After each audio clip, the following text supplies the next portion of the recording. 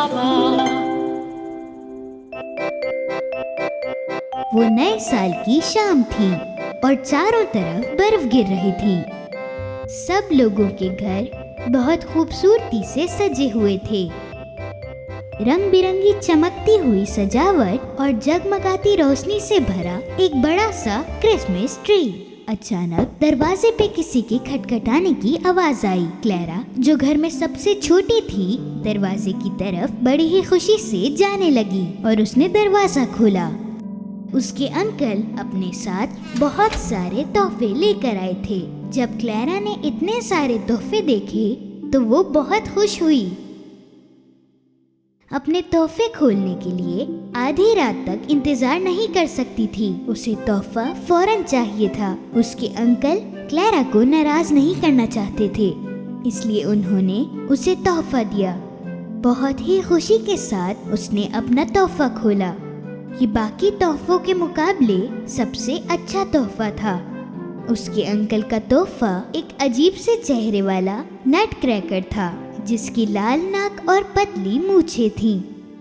Clara को ऐसा खिलौना पहले कभी नहीं मिला था। ये नट क्रैकर खिलौना उसे बहुत पसंद आया। वो इस खिलौने के साथ खेलने लगी और डांस करने लगी।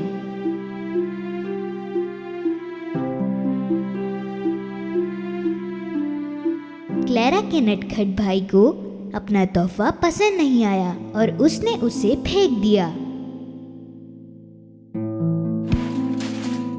उसे क्लेरा का नट क्रैकर ज्यादा पसंद आया, इसलिए वो उसे क्लेरा से लेने की कोशिश करता रहा। ये मुझे चाहिए। नहीं नहीं, ये मेरा है। आखिरकार उसका भाई उसके हाथ से वो नट क्रैकर उठा के चला गया।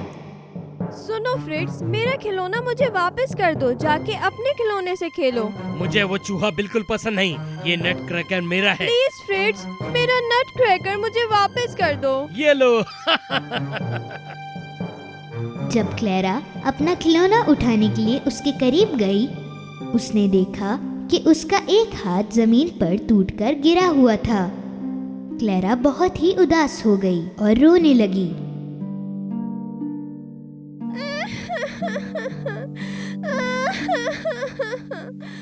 फिक्र मत करो क्लेरा, मैं उसे ठीक कर दूंगा।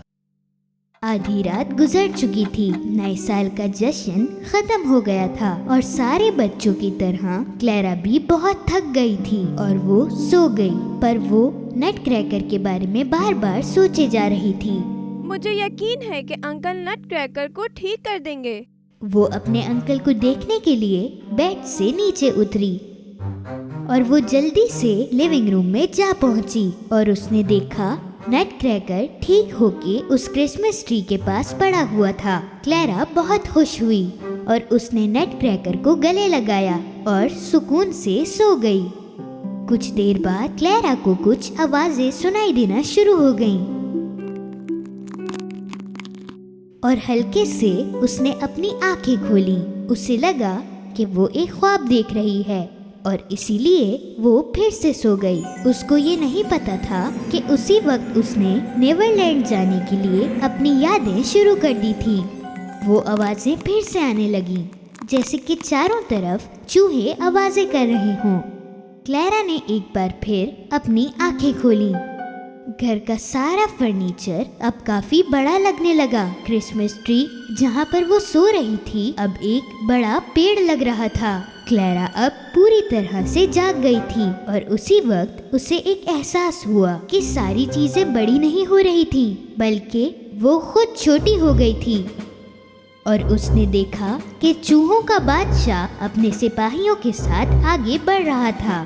क्लेरा काफी डर गई और वो भागना चाहती थी, पर उन बड़े चूहों ने उसे रोक लिया। उन्होंने क्लेरा को घेर लिया और हल्के हल्के उसकी तरफ बढ़ने लगे। उसी वक्त नट क्रैकर भी जिंदा हो गया। तुम यहाँ क्यों खड़ी हो क्लेरा? हम उस पेड़ पर चढ़कर यहाँ से भाग सकते हैं। क्लेरा और नट क्रैकर ऊपर चढ़ गए और ऊपर वाली मंजिल पर कूदकर चढ़ गए। हम भागकर कहाँ जाएंगे? ये तो तुम्हारा घर है, तुम्हें ही पता होगी कोई ऐसी जगह जहाँ ये चूहे हमें ढूंढ ना सके। क्लेरा भाग रही थी और नट क्रैकर कहीं नजर नहीं आ रहा था। चूहे घर की चारों तरफ फैल गए थे और वो क्लेरा को ढूंढ रहे थे। तभी नट क्रैकर एक खिलौने की दुकान पर जा पहुंचा। उसने देखा कि काफी सारे छोटे सिपाही खिड़की की तरफ बैठे हुए थे। उसने एक पत्थर उठाया और उस शीशे को तोड़ दिया। सिपाहियों, तुम यहाँ कर क्या रहे हो? मेरी दोस्त क्लेरा मुसीबत में है। चूहों का राजा अपनी फौज के साथ उसे पकड़ने की कोशिश कर रहा है। अचानक वो सारे सिपाही जिंदा हो गए और खिड़की के बाहर कूदकर नट क्रैकर के पीछे भागने लगे। जब नट क्रैकर घर में वापस आया तो घर बहुत फैल चुका था। चूहों ने सारे घर को गंदा कर दिया था।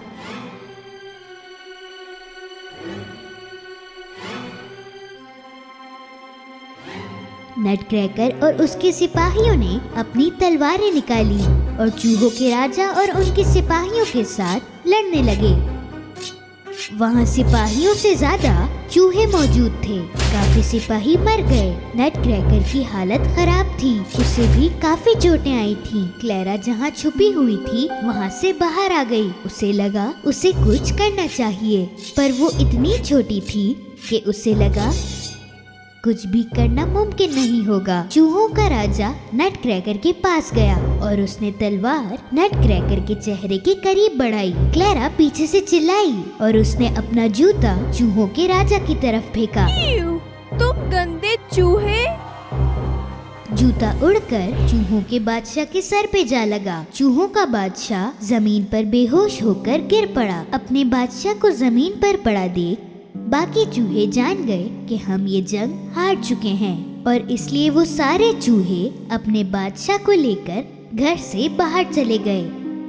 क्लेरा नट क्रैकर के पास जा पहुंची। वो बेहोश जमीन पर पड़ा हुआ था। क्लेरा अपने घुटनों पर बैठकर रोने लगी।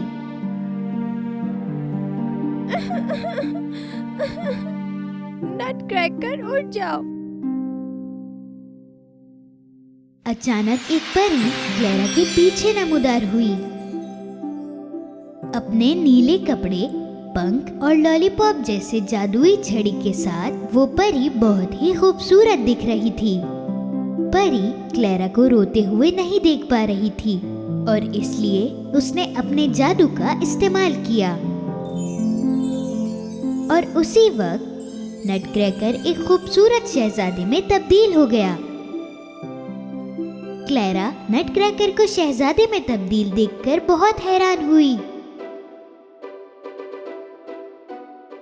शहजादे ने अपना हाथ बढ़ाया और फिर वो दोनों डांस करने लगे। ये सब जादू जैसा था। क्लेरा को एहसास हुआ कि वो हवा में उड़ रही थी।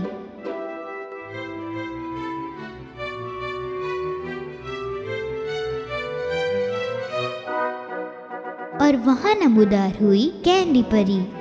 काफी सारी बाकी परियां भी वहाँ मौजूद थी।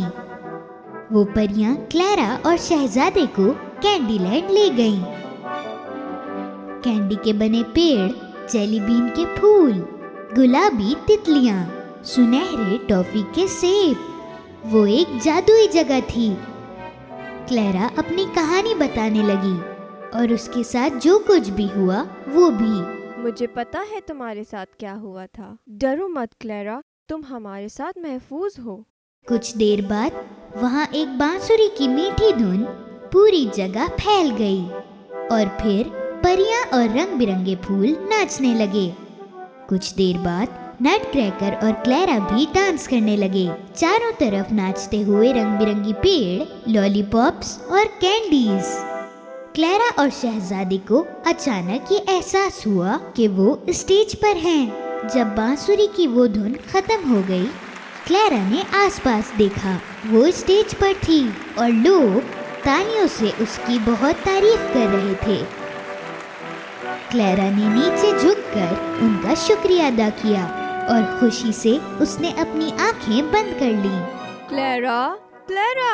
तभी उसकी माँ ने उसे आवाज दी और फिर क्लेरा ने अपनी आंखें खोली। उसने अपने आसपास देखा, फिर देखा कि नट क्रैकर उसकी गोद में था। हैरानी के साथ उसकी माँ उसे देखने लगी। उसे पता नहीं था कि क्लेरा ख्वाबों में खो गई थी। बेटा, क्या तुम पूरी रात यहाँ सोई थी? माँ, मैं पर मुझे सब कुछ कितना सच लग रहा था। अपने ख्वाब में फिर से जाने की खुशी में क्लेरा ने अपनी आंखें बंद कर लीं।